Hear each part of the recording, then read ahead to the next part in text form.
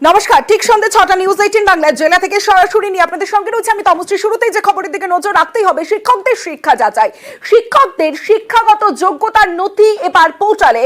গোঠা high school দুর্নীতি মামলায় নির্দেশ হাইকোর্টের। শিক্ষকদের যোগ্যতার স্বচ্ছতা রাখতেই পোর্টালে তথ্য ডিজিটাল নথি বাংলা শিক্ষা পোর্টালে তুলতে নির্দেশ দেওয়া হয়েছে। অর্থাৎ শিক্ষকদের শিক্ষা যাচাই, এবার শিক্ষকদের শিক্ষাগত যোগ্যতার নথি এবার পোর্টালে।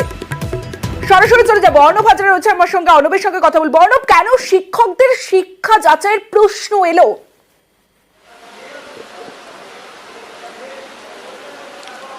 দেখো, 2021 পরবর্তী সময়ে যেভাবে নিয়োগ দুর্নীতি ছায়া লম্বা হয়েছে আমাদের রাজ্যে, সেক্ষেত্রে গোথা স্কুলের ঘটনা সেটা কিন্তু আরও একবার পরিষ্কার করে দিয়েছে চোখে আঙুল দিয়ে যে একটা চাকরির ক্ষেত্রে রেকমেন্ডেশন লেটার, অ্যাপয়েন্টমেন্ট লেটার এবং অ্যাপ্রুভেল লেটার তিনটেই জালিয়াতি হয়েছে। এবং যখন সিআইডি আমাদের ক্রিমিনাল ইনভেস্টিগেশন ডিপার্টমেন্ট তদন্তে নামে, তখন তারা তদন্ত থেকে তুলে নিয়ে আসে শুধু গোথা নয়, এরকম একাধিক জায়গায় স্কুলে এইরকম ঘটনা কিন্তু রয়েছে। এবং যা যোগ্যতার বাইরে গিয়ে তারা পঠন পাঠনে কাজ করছে।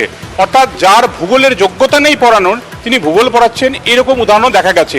বিচারপতি বিশ্বজিৎ বসু বললেন, আমাদের রাজ্যে যত কর্মরত শিক্ষক রয়েছেন রাজ্যের শিক্ষা দপ্তরের অধীনে, সেটা প্রাথমিক হোক, উচ্চ প্রাথমিক, মাধ্যমিক বা উচ্চ মাধ্যমিক, এই সমস্ত স্তরের স্কুলের সমস্ত কর্মরত শিক্ষকদের যোগ্যতার যে মার্কশিট বা সার্টিফিকেট তারা দিয়েছেন, সেগুলো ইতিমধ্যে খুব দ্রুত সংশ্লিষ্ট ডিআইতে দিতে হবে।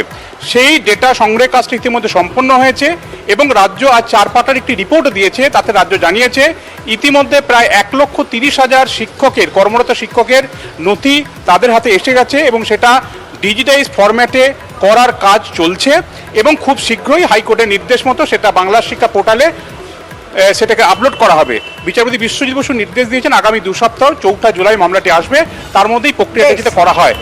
যোগ্যতা অনুযায়ী শিক্ষকরা পড়াচ্ছেন কিনা, অভিভাবক বা পড়ুয়ারা যেটা বাংলা শিক্ষা পোর্টালে দেখতে পারেন যে অমুক স্কুলের অমুক শিক্ষক তিনি বাংলা পড়াচ্ছেন, তিনি বাংলার শিক্ষকতা করার জন্য তার যোগ্যতা রয়েছে কিনা নথি যেন অভিভাবকরাও জানতে পারে, সেই জন্য নথি পোর্টালে এবার দিতে হবে। 4 জুলাইয়ের মধ্যে প্রক্রিয়া শেষ করার নির্দেশ। আমাদের সঙ্গে এই মুহূর্তে বিজেপির রাজ্যসভা সাংসদ শ্রমিক ভট্টাচার্য রয়েছেন। শ্রমিক বাবু, আমি আপনার কাছে আসবো, তার আগে তৃণমূল নেতা শান্তনু সেন তিনি এই প্রসঙ্গে কি বলেছেন তার বক্তব্য শোনাবো।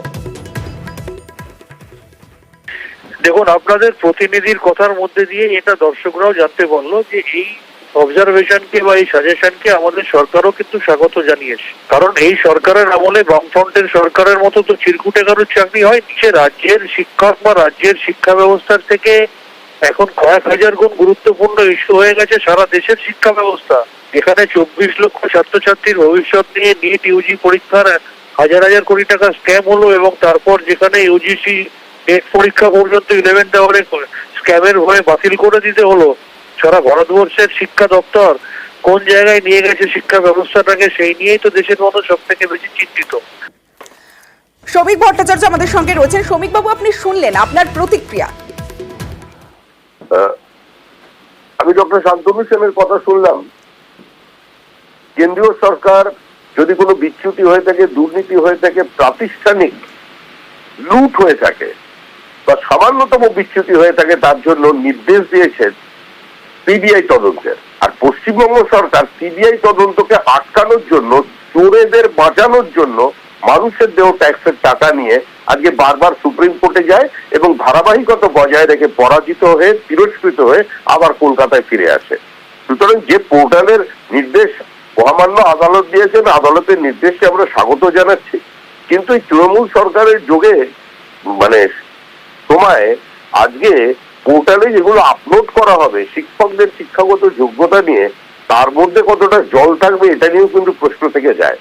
যারা গোটা নিয়োগ পদ্ধতিটাকে একটা খোলা বাজার বানিয়ে দিয়েছিলেন এবং সেটা প্রতিষ্ঠিত, তাদের আমলে যে দুর্নীতি হয়েছে প্রতিষ্ঠিত, তারা পার্থ চট্টোপাধ্যায়কে দল থেকে সাসপেন্ড করে সমস্ত দায়িত্ব পার্থ চট্টোপাধ্যায়ের কাঁধে চাপিয়ে দিয়েছেন।